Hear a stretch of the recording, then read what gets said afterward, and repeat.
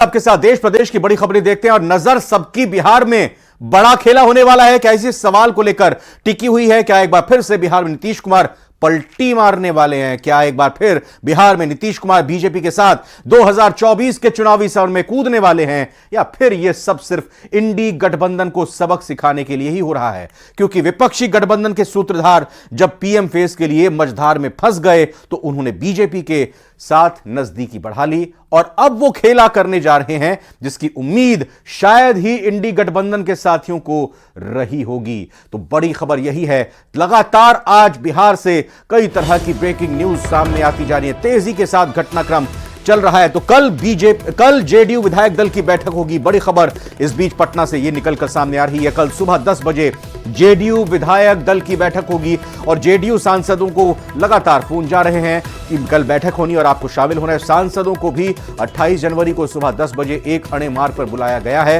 राबड़ी आवास पर भी बड़ी बैठक इस वक्त चल रही है, यानी दोनों ही खेमों से या कहें कि तीनों ही खेमों से, चाहे वो बीजेपी की बात हो, आरजेडी की बात हो या जेडीयू की बात हो, सभी अपने अपने तरीके से अपनी रणनीति को धार देने के लिए लगे हुए हैं और जेडीयू की कल बैठक की भी यह जानकारी इस बीच निकलकर सामने आ रही है।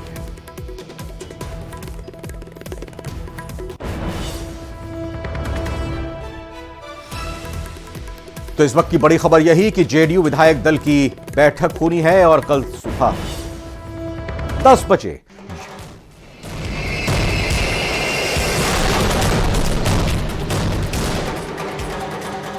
नीतीश कुमार की सियासत पिछले 10 साल में आड़ी तिरछी चलती रही है। कभी बीजेपी के साथ सरकार तो कभी आरजेडी और कांग्रेस के साथ महागठबंधन की सरकार।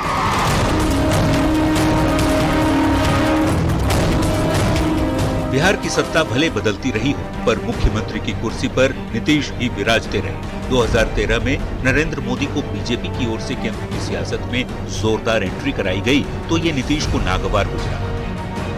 नाराज होकर नीतीश ने बीजेपी के साथ 17 साल का रिश्ता पल भर में तोड़ डाला।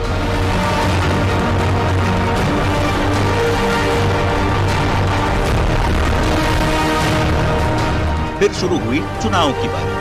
पहले 2014 का लोकसभा चुनाव, फिर बारी आई अगले साल यानी 2015 में बिहार विधानसभा चुनाव की। बीजेपी से अलग होकर नीतीश आरजेडी और कांग्रेस के साथ महागठबंधन की दमदार सरकार बनाई।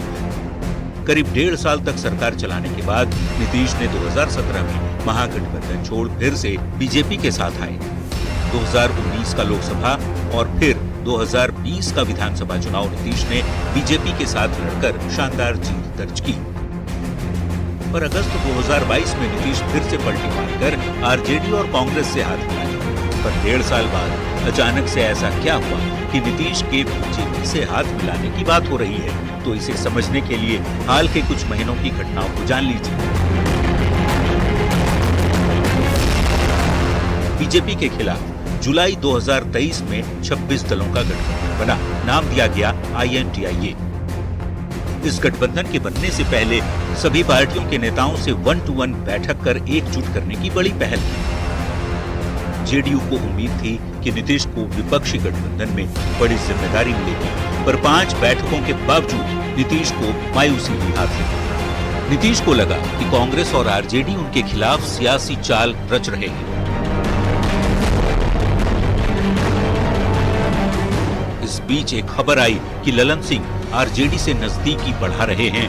ललन जेडीयू को कुछ नुकसान पहुंचाते, ऐसी भनक मिलते ही नीतीश ने जेडीयू के राष्ट्रीय अध्यक्ष पद से उनकी छुट्टी कर खुद पार्टी की कमान संभाली। नीतीश की आरजेडी के साथ तब से ही नाराजगी की खबर मीडिया में आती रही। नीतीश कुमार ने कांग्रेस की न्याय यात्रा को लीड कर रहे राहुल गांधी के साथ भी मंच साझा करने से इनकार कर दिया। इस बीच तमाम कयासबाजी के बीच नीतीश एक बार फिर अपनी पुरानी सहयोगी बीजेपी से हाथ मिलाने जा रहे हैं, ऐसी चर्चा तेज हो गई। पटना से लेकर दिल्ली तक सियासत गर्मा गई। पिछले 3 दिन के सियासी घटनाक्रम से लगने लगा है कि नीतीश एक बार फिर बीजेपी के साथ सरकार बनाने जा रहे हैं। Bureau report, news 18।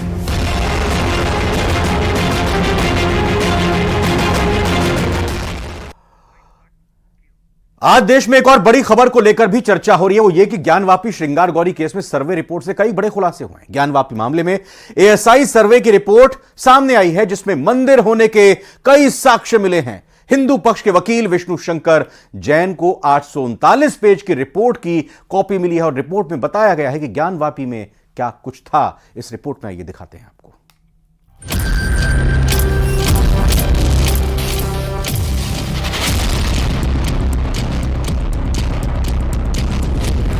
एएसआई सर्वे में ज्ञानवापी का सच।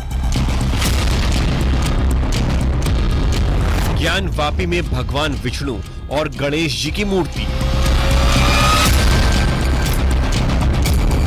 ज्ञानवापी मस्जिद नहीं, हिंदुओं का बड़ा मंदिर।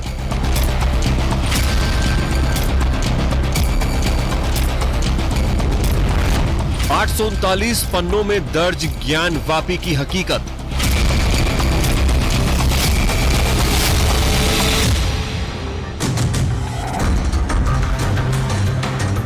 वाराणसी की ज्ञानवापी मस्जिद पर भारतीय सर्वेक्षण विभाग की चौंकाने वाली रिपोर्ट आई है, जिसमें दावा किया गया है कि ज्ञानवापी परिसर में एक बड़ा हिंदू मंदिर मौजूद था। यही नहीं, रिपोर्ट्स में यह भी दावा किया गया है कि उन्हें सर्वे के दौरान 32 जगहों पर हिंदू मंदिर के अवशेष भी मिले हैं। ये वो अवशेष बताए गए जिन्हें मंदिर को तोड़ने के बाद मस्जिद निर्माण में इस्तेमाल किया गया। कोर्ट से मिली एएसआई सर्वे रिपोर्ट्स में कई बड़े दावे किए गए हैं, जिसमें पहला दावा यह है कि ज्ञानवापी मस्जिद की पश्चिमी दीवार मंदिर का अवशेष है। रिपोर्ट्स में दूसरा दावा किया गया है कि ज्ञानवापी परिसर में 32 जगहों पर मंदिर के अवशेष मिले हैं। एएसआई रिपोर्ट में तीसरा दावा किया गया है कि ज्ञानवापी में कई ऐसे पिलर मिले जो मंदिर के हैं और उनका दोबारा इस्तेमाल हुआ है।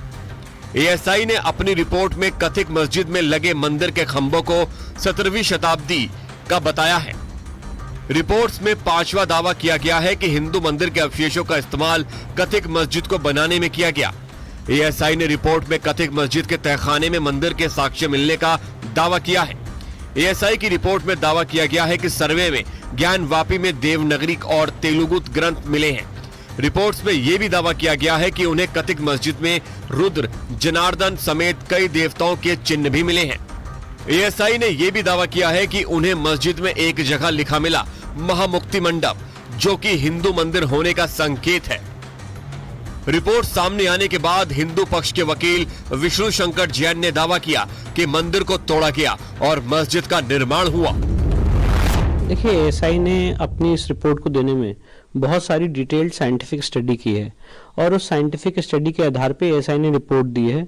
वहाँ पे जो इंस्क्रिप्शन है, उस तथाकथित मस्जिद में एक इंस्क्रिप्शन भी मिला है।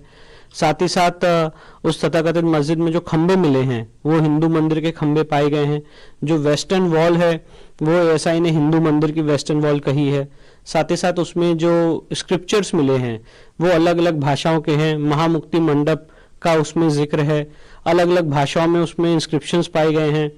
और अल्टीमेटली एएसआई ने यही कंक्लूड किया है कि 17वीं शताब्दी में यहाँ पे मंदिर तोड़ा गया है और जो यहाँ पे स्ट्रक्चर एग्जिस्ट करता है उससे पहले एक प्री एग्जिस्टिंग लार्ज हिंदू मंदिर था। ज्ञानवापी के सील वजू खाने को छोड़कर पूरे परिसर की सर्वे रिपोर्ट सार्वजनिक कर दी गई है। रिपोर्ट में मंदिर के ढांचे के सबूत मिलने पर हिंदू पक्ष ने खुशी जताई। ज्ञानवापी के मंदिर में हवन, ज्ञानवापी के मंदिर में हवन आओ घरदानी, आओ घरदानी, हाय हाय आओ घरदानी। अरे बाबा दुआरे नंदी पुकारे, बाबा दुआरे नंदी पुकार, नंदी का दर्शन दे दो घरदानी। 18 दिसंबर को जिला जज की अदालत में एएसआई ने 839 पन्नों में ज्ञानवापी में सर्वे की विस्तारित रिपोर्ट पेश की थी, जिसकी कॉपी हिंदू पक्ष ने ज्ञानवापी के सभी पक्षों को देने की अपील की थी, जबकि मुस्लिम पक्ष ने एएसआई रिपोर्ट को सार्वजनिक न किए जाने की मांग की थी। लेकिन कोर्ट के आदेश के बाद 24 जनवरी ज्ञानवापी के सभी पक्षों को सर्वे रिपोर्ट की कॉपी दी गई, जिसके आधार पर हिंदू पक्ष ने दावा किया कि मौजूदा ढांचे से पहले वहां बड़ा हिंदू मंदिर था।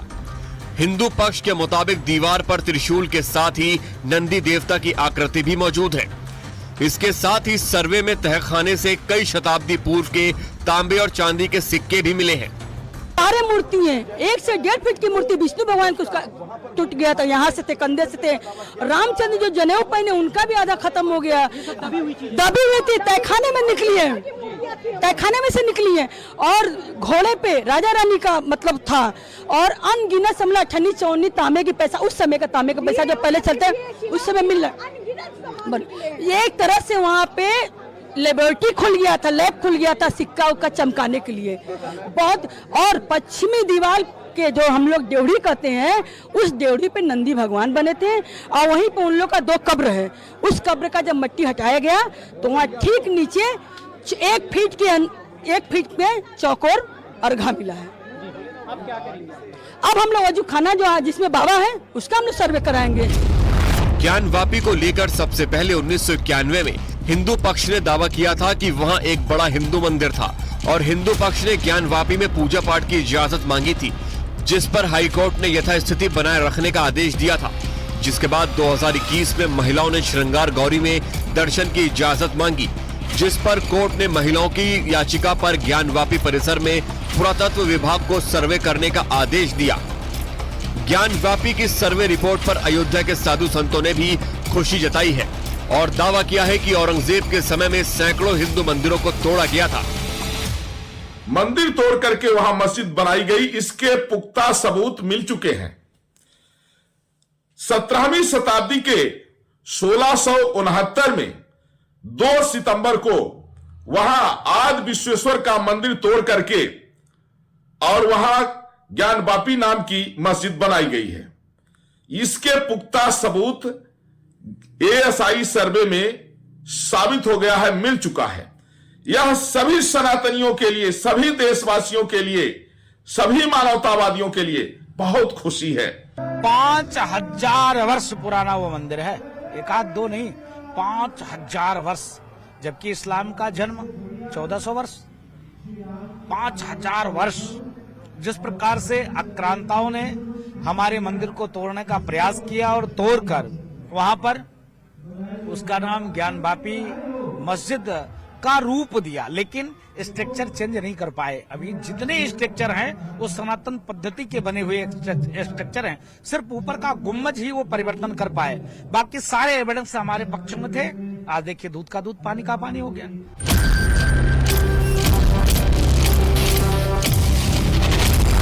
और अब हिंदू पक्ष एएसआई रिपोर्ट के आधार पर ज्ञानवापी के वजू खाने का भी सर्वे कराने की मांग की तैयारी कर रहा है।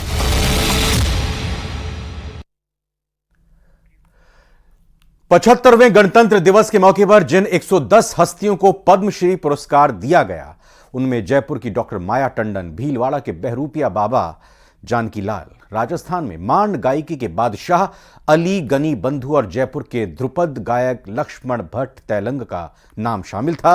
इन सभी कलाकारों ने अपना पूरा जीवन कला को सजाने और सहेजने में बिताया।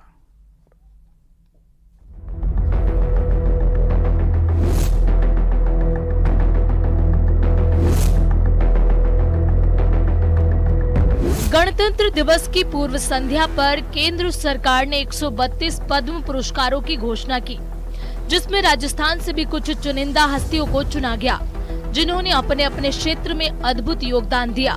सबसे पहले बात करते हैं भीलवाड़ा के बहरूपिया बाबा जानकी लाल की। ये है 81 साल के जानकी लाल, जिन्हें सरकार ने 75वें गणतंत्र दिवस पर पद्मश्री सम्मान दिया। बहरूपिया जानकी लाल अपनी 3 पीढ़ी पुरानी परंपरा को आगे बढ़ा रहे हैं। देश ही नहीं विदेशों में भी इन्होंने लुप्त होती कला को जिंदा रखने का काम किया। बहरूपिया के साथ साथ लोग उन्हें मंकी मैन के नाम से भी पहचानते हैं। मंकी मैन से मेरा नाम रोशन हुआ। बाहर लंदन में, न्यूयॉर्क में, जर्मन में, रोम में, बर्मिंघम में मैंने बहुत ही काम किया। और दिल में अभी तो मेरी एज हो गई, तो भी अभी मैंने 22 तारीख को हनुमान जी का पोज किया। मेरी श्रद्धा अनुसार मैंने 4 चरण चली, जयकारा लगाया। जानकी लाल को बहरूपिया कला विरासत में मिली। उनसे पहले उनकी 3 पीढ़ियां इस काम को करती थी। बहरूपिया कला में जटिल रूप से पौराणिक कथाओं, लोक कथाओं और पारंपरिक कहानियों से अलग अलग पात्र बनाए जाते हैं। खुशी की बात ये पल मैं अब किस पर महसूस करूं मैं खुद जानता हूं, क्योंकि आज मैं जिंदा हूं तो बहू जी के नाम से हूं।